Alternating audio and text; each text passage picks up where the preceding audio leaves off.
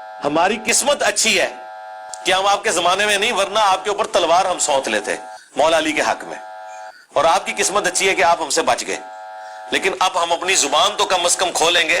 اس زمانے میں تو ہم نے تلوار بھی اٹھا لینی تھی، تو اب آپ تلوار سے بچ گئے لیکن زبان سے نہیں بچیں گے۔ تم زبان کھولنے سے پہلے دیکھ لو تم کون ہو، تمہاری حیثیت کیا ہے۔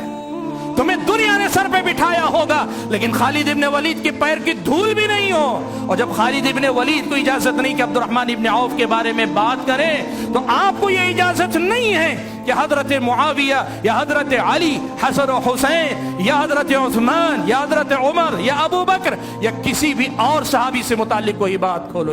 اللہ کے نبی صلی اللہ علیہ وسلم کے زمانے میں حضرت خالد ابن ولید، حضرت عبد الرحمن ابن عوف، ان دونوں میں تھوڑی سی ناراضگی ہو گئی، کسی مسئلے پہ بات ہو گئی۔ انسان تھے، صحابہ کے پاس اپنے معاملات ہوتے تھے۔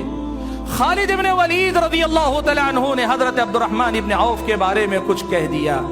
اللہ کے نبی صلی اللہ علیہ وسلم نے سن لیا تو آپ نے فرمایا لا تسبوا اصحابی، تم میرے صحابہ کو برا بھلا مت کہو۔ عبد الرحمن ابن عوف مبشر بالجنہ، جنت کی خوشخبری اللہ تعالیٰ نے ان کو دی ہوئی ہے۔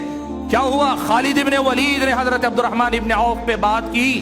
اللہ کے نبی نے کیا کہا؟ لا تسبوا اصحابی، میرے صحابہ کے بارے میں برا بھلا مت کہو۔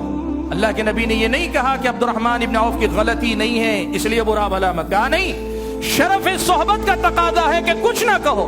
اور کس کو منع کر رہے ہیں؟ خالد ابن ولید کو۔ اور خالد ابن ولید کون ہیں؟ یہ وہی ہیں جن کو اللہ کے نبی نے اللہ کی تلوار کہا۔ اسلام کی اتنی عظیم خدمت خالد ابن ولید نے کی ہوئی ہے کہ اللہ کے نبی نے اپنی زبان سے کہا سیف من سیوف اللہ، اللہ کی تلواروں میں سے ایک تلوار ہے۔